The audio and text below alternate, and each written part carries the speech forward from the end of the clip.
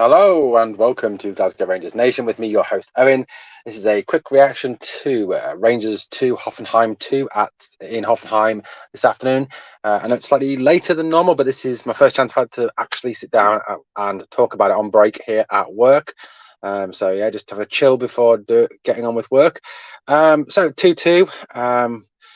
Well, what can we say about that game this afternoon? Obviously, a game that was interrupted by the fact that we had only got two kind of, well, I suppose, two fit central defenders, with obviously Connor Goldson out. Hopefully, we'll be back next week. John Suter ill and Ben Davis ill, meaning Leon Balogun and John Lee Yefeko started in central defence. Michael Beale named a very strong, in my opinion, starting lineup. One or two players perhaps that wouldn't have been normally in that lineup had everyone been fit and firing. John Lundstrom, for example, I think if Jose Cifuentes is signed, he will obviously, I think, slip down to the substitutes bench at very best. But an interesting starting lineup nonetheless, encompassing quite a few of the new faces secured over the summer. But as the big name that was there was Danilo on the bench. He obviously came on, I think it was the 59th minute. He finally made his Rangers bound. Looked fit, looked on form, looked sharp. Obviously, the fact that he's come obviously straight from playing for Feyenoord, where he had a pretty good goal scoring record before he joined Rangers. Hopefully, that goal scoring record will continue now. Well, Rangers started the game very, very poorly, didn't they? I mean, yes, they didn't. They didn't. I suppose defensively, very, very poorly. Some absolutely horrific defending yet again from the team. I think one thing that is evidently very clear from watching that first half is the fact that we badly need some more centre back depth and some centre back quality depth. I think once you get past Connor Goldson and John Suter, when you come against European opposition and against opposition like Celtic, for example, they are going to struggle beyond Goldson and Suter. I think, Davis, Balogun, the likes of those guys, they'll be able to cope against the likes of Kilmarnock and St Johnstone and Ross County. But when you come up against European opposition in either the Champions League or the Europa League, depending on which competition we qualify for, or against that lot from across the city, it's going to be a lot harder, and you're going to need your A-list central defenders out there. Now, if Suter and Goldson aren't available, you're going to need someone else. And that's why I really do hope now that Michael Beale will see the need to go out and buy a left-sided centre-back to really add further depth and quality to that position. To go in 2-0 down at half-time was very disappointing.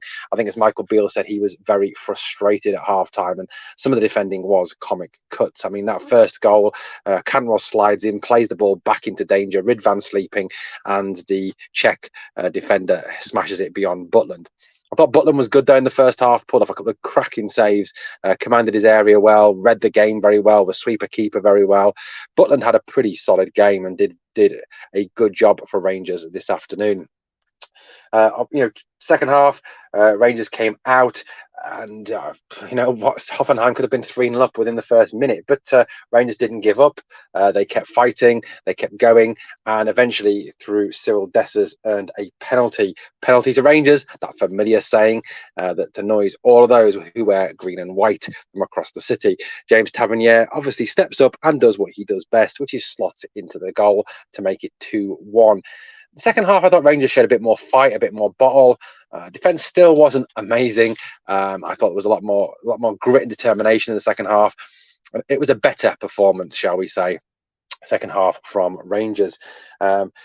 Danilo was introduced in the 59th minute, coming on with Kieran Dowell when Cantwell and Dessers were taken off. I thought Danilo provided a bit of a spark there, which eventually led to a cross from James Tavernier, headed in by this man, Sam Lammers. Now, for someone who has struggled for confidence in front of goal, getting his second goal this pre-season, I think it's 2 in 4. That's pretty good from Sam Lammers. He's also looked very good on the ball, very sharp on the ball, very technically good, skillful.